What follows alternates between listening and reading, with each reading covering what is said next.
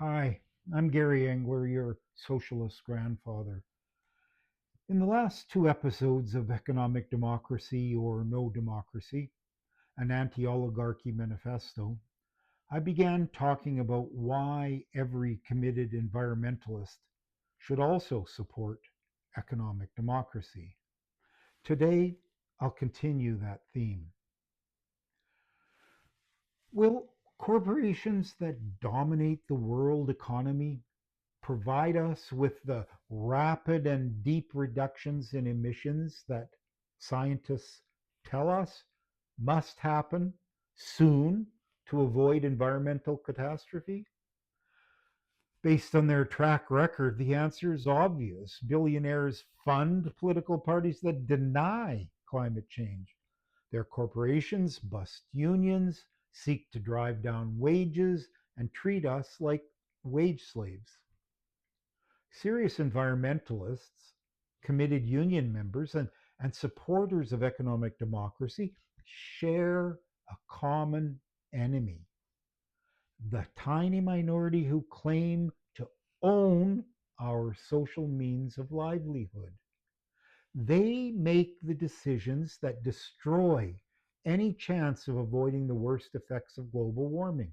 They donate billions to think tanks and politicians who promote ever more military spending, who push what is profitable, not what is good for the environment. So, who will fight to protect our planet? How about a coalition of unions and environmentalists coming together under the banner of economic democracy?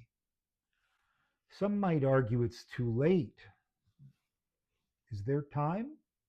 Or are we cooked? Literally.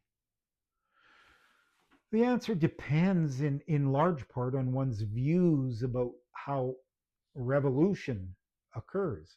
If you believe that major changes only happen after long years of organizing by dedicated professionals who can lead the masses into a brave new future, then human beings today are probably like a lobster in a pot just before the chef turns on the burner. I don't know what all the fuss is about. This water seems quite comfortable to me. It's doubtful if we have the time to develop the cadre necessary for taking over a system as complex and all encompassing as world capitalism. On the other hand, if you believe in the power and ability of ordinary people to rise up when confronted by a crisis that affects us all, then it is possible to be optimistic.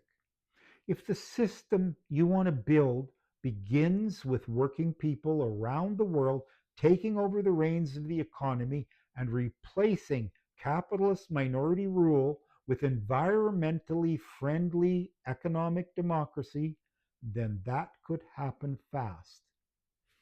Yes, it requires much talking and organizing, but history offers many examples of ideas spreading and then people acting quickly. As stated earlier, the objective conditions already exist.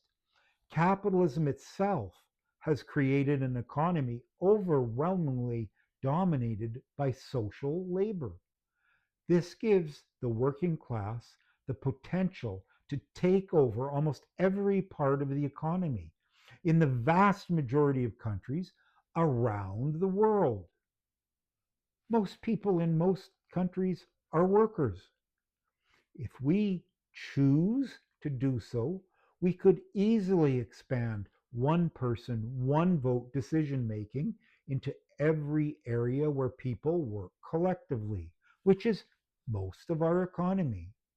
We could limit private property to what is truly private and doesn't give an individual power over others.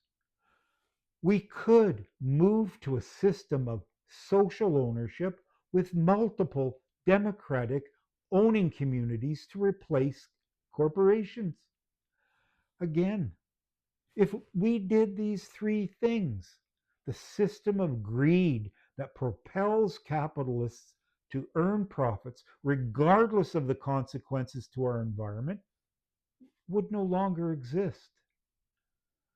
Saving the planet from global warming and ensuring a future for our grandchildren are powerful incentives for billions of working people to participate in this necessary global movement. Can it happen quickly enough? Yes. Will it happen quickly enough? That is up to us.